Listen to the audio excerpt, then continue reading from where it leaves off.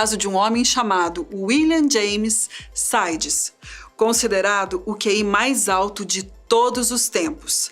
Sidis foi um homem com habilidades matemáticas e linguísticas inacreditáveis. Ele era um prodígio, mas por não ter conseguido tantas façanhas quanto outros, caiu no esquecimento. Seu QI? Entre 250 e 300. Mas como um homem tão inteligente assim foi esquecido? É uma longa história. Então vamos com calma, que eu vou tentar contar todos os detalhes deste caso para você. Nascido em Nova York no ano de 1898, Sidis era filho de imigrantes judeus da Ucrânia. Eles tinham deixado sua terra natal e ido para os Estados Unidos, porque assim como em vários lugares do mundo, os judeus eram perseguidos por abusos políticos e movimentos antissemitas. Boris, seu pai, era um famoso e renomado psiquiatra, com especialização em psicopatologia. Sara, sua mãe, era médica. Ela foi uma das únicas mulheres de seu tempo a se formar em medicina. Filho de pais extremamente inteligentes, era certo que William também seria um prodígio, e seus pais planejaram tudo para que ele fosse realmente uma pessoa fora da curva. Desde pequeno, Sidis foi incentivado a ter amor pelo conhecimento, e muita gente acha que os pais do garoto foram longe demais em relação a isso. O pai de William queria fazer do filho uma estrela, já que ele também era um homem muito conhecido e respeitado. Boris era um poliglota e tinha 4 diplomas em Harvard. Para tornar o filho um prodígio, ele passou a aplicar seus conhecimentos em psicologia e a pressionar o menino. E, de certo modo, mesmo que em partes, o plano de Boris deu certo. Os pais de William usaram as economias da família para comprar livros, suprimentos e qualquer outra ferramenta que pudesse encorajar o filho a estudar. Utilizando as técnicas inovadoras de psicologia de Boris, William aprendeu a reconhecer e pronunciar as letras do alfabeto com poucos meses de vida. Ele já sabia dizer palavras como porta aos 6 meses. O garoto se tornou hábil o suficiente para se alimentar com uma colher com 8 meses de idade. Quando Sidis tinha apenas 1 ano e meio de vida, ele já lia o New York Times. Você tem noção do quanto isso é incrível e, ao mesmo tempo, assustador? Enquanto algumas crianças de 1 ano e meio ainda estão desenvolvendo e aperfeiçoando a fala, William já sabia ler. Quando tinha apenas 6 anos, Sidis já sabia falar diversos idiomas, como latim, grego, russo, hebraico, alemão, francês, turco e até armênio. Impressionante, né? Mas isso não é tudo. Aos 8 anos de idade, William inventou sua própria linguagem. Ele escreveu um livro que foi chamado de Book of Vandergood, que se referia à linguagem que ele tinha criado. Chamada de Vandergood, como o título do livro indica, a linguagem tinha elementos latinos, gregos, alemães e franceses.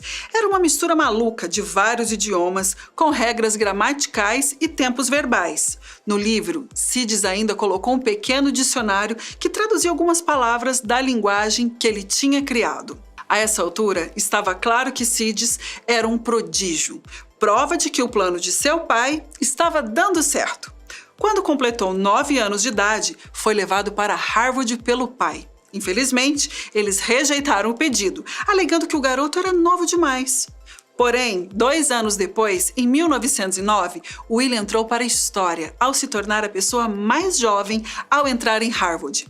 No ano seguinte, seu conhecimento em matemática era tão avançado que o jovem recebeu permissão para lecionar no Harvard Mathematics Club, quando Sidis tinha apenas 12 anos de idade.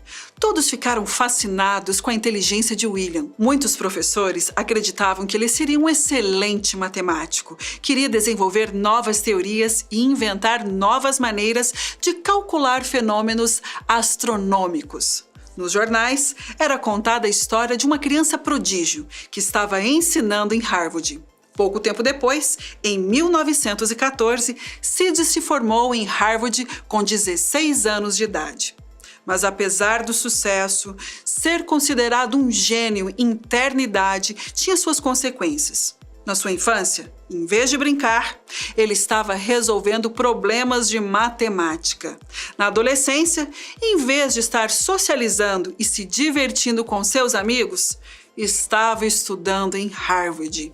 Tudo isso contribuiu para que William tivesse alguns problemas. Certa vez, ele admitiu para alguns estudantes universitários que nunca tinha beijado uma garota, o que o fez se tornar uma chacota. Em outra ocasião, enquanto era perseguido por repórteres, ele disse que só queria ter uma vida perfeita e a única maneira de viver assim era em reclusão, pois William odiava multidões.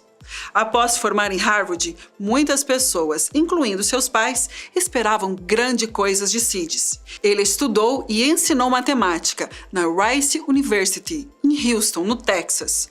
Só que a fama e o fato de ser bem mais novo atrapalhou um pouco na relação com outros estudantes, que não o respeitavam. Pouco tempo depois, renunciou ao cargo. William tentou se formar em Direito em Harvard, mas logo se retirou do curso.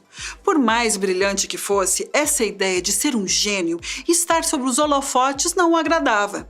Em maio de 1919, Sidis foi preso por ser o líder de uma manifestação de tendência comunista contra o alistamento militar. Nessa ocasião, ele conheceu uma socialista irlandesa chamada Martha Foley, a única mulher por quem ele se apaixonou. O relacionamento era bastante complexo, já que William tinha declarado que sexo não fazia parte de uma vida imperfeita. No tribunal, Sidis disse que não acreditava em Deus, que admirava uma forma de governo socialista e muitos dos problemas do mundo podiam ser atribuídos ao capitalismo. Como resultado de uma rebeldia, se é que pode se chamar assim, ele foi condenado a 18 meses de prisão. Apesar da condenação, a influência dos seus pais conseguiu deixar William fora da prisão. Mas depois desse acontecimento, ele decidiu que estava farto da fama e de sempre estar cercado por multidões e resolveu finalmente buscar o que considerava a vida perfeita. Ele mudou de cidade várias vezes, assim como mudava de emprego. Em vez de encontrar trabalhos que iriam exigir o seu intelectual, William dava preferência para os trabalhos braçais. E mesmo que estivesse tentando fugir da fama, sempre alguém o reconhecia e ele era obrigado a desistir do emprego. O rapaz estava tão decidido a viver isolado e guardava tanto a mágoa dos seus pais por terem o criado como menino prodígio que quando o pai morreu em 1923, Sidis nem chegou a ir ao velório. Ele queria viver sozinho, se escondendo da fama e de todas as pessoas que sabiam quem ele era. Em 1924, a imprensa encontrou William. Uma série de artigos descreveu os empregos mundanos e as péssimas condições de vida que o suposto gênio William Sidis levava. Envergonhado e angustiado, resolveu se isolar ainda mais, mesmo sabendo que seria difícil que o público esquecesse quem ele era. Em 1937, o The New Yorker publicou um artigo intitulado O Dia da Mentira, onde falava sobre o sumiço de William. Essa seria a última vez que ele ganharia a atenção da mídia. Sidis decidiu abrir um processo contra o The New Yorker, afirmando que o artigo publicado era uma invasão de privacidade e difamação maliciosa, mas o juiz não aceitou a acusação. A justiça decidiu que uma vez que uma pessoa se torna figura pública, ela sempre será uma figura pública. Ao longo de sua vida, William nunca teve muito dinheiro, nem ambição, e sempre foi muito solitário. Nos seus últimos anos, trabalhou como operador de máquinas e realizou pequenos trabalhos para conseguir sobreviver. Infelizmente, William James Sidis morreu em 1944, com 44 anos de idade, vítima de uma hemorragia cerebral, mesma maneira que seu pai perdeu a vida em 1923. Durante o tempo em que esteve isolado, acredita-se que William tenha escrito dezenas de livros sobre pseudônimos, incluindo uma obra de 1.200 páginas sobre a história da América. O homem que poderia mudar o mundo e ser considerado o maior gênio de todos os tempos, infelizmente, foi vítima da ambição de seus pais, do sensacionalismo da mídia e, é claro, da sua própria genialidade. Na verdade, tudo que ele queria era viver em paz, mas isso não foi possível por ser inteligente demais. Essa foi a história do homem mais inteligente do mundo. Espero que tenham gostado. Um beijo para vocês e até o próximo vídeo. Tchau!